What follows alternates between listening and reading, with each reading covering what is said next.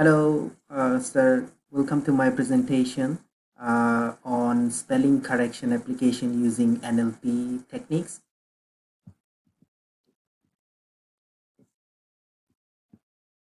And this is an overview of the app. So, so basically, the spelling correction application you has been developed using edit distance and n-gram probabilities, and the GUI Python's PI simple GUI library has been used to create the GUI, and the main libraries that are used to build this application is NLTK, regular expression, and TQDM for getting these progress bars. And the corpus used for this model building, language model building, is Holbrook. And the accuracy I got from this application is about 90%. So basically, this application is able to detect non-word errors quite well, and the real word is not effective, but still it can it able to detect some real word correction, and it also provides a list of words in the corpus as a dictionary. So we'll just go into this is the code for the program.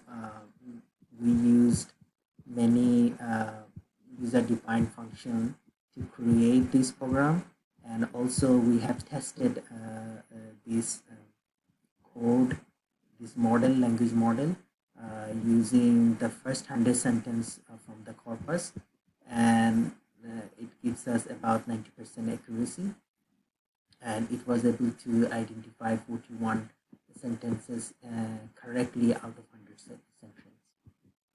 So basically, it also gives accuracy and precision.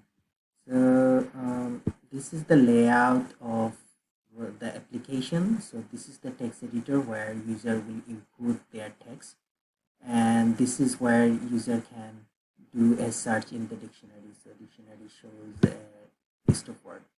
So basically,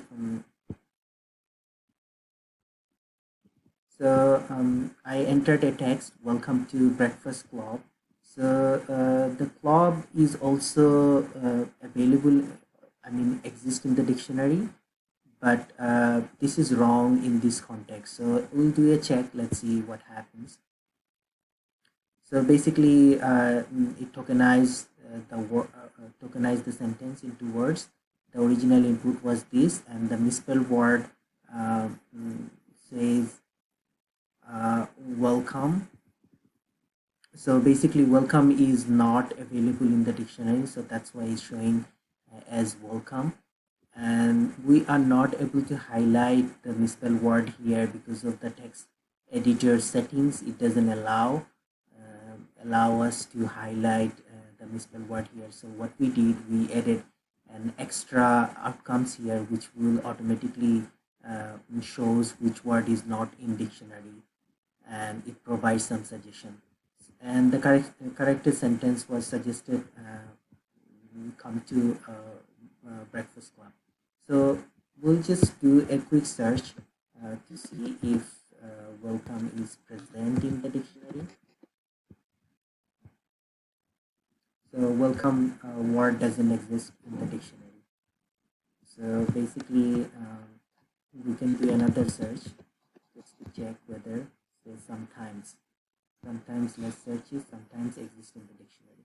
All right, we'll do another check. Is okay. So let's check this. So basically, it is able to detect two issues with this sentence. Or is a misspelled word, and it's giving some candidate suggestion, and it's corrected his first. So first is actually is available in the dictionary.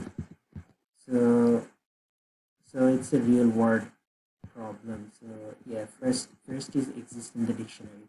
So it's a real word problem.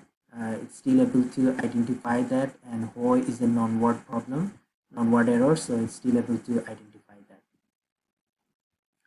So let's exit the app. to the presentation. So further improvement can be made on this application using POS tagging techniques. So what POS tagging does, it can detect the real world error quite well. So basically, for an input sentence, it try to identify every word. What parts of speech is that? Is it noun, pronoun, proverb? And based on the grammatical structure, it can identify the error word. And another improvement techniques can be applied name entity recognition. Well, it's also recognizing the noun. So basically, if the company name is there, your village name is there, these are the normal, not normal, conventional word or not available in the dictionary. Starts with capital letter. So if we can add this feature to our spelling check application, it will be able to identify the names clearly, and it will not give suggestion for the name. Semantics techniques can also be applied in our our application. So semantics is actually, it finds the meaning. So context sensitive error. For example, uh, if if the error word is has the same uh, parts of speech tagging, then normally parts of speech tagging will not be able to identify that. So semantic in semantic error, it will be identified. So basically, for an input sentence, it will divide all the words into target words, and it will check, it will create a confusion set as a candidates for each target word, and based of the highest probability, it will choose the most correct word to replace the semantic error in the sentence. And information retrieval is an indexing and searching things. So basically, it will search in the dictionary to for quick retrieval of a replacement word. So that's pretty much it.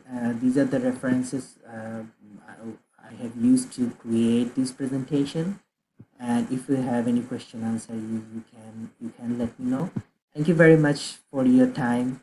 You have a good day. That's all about.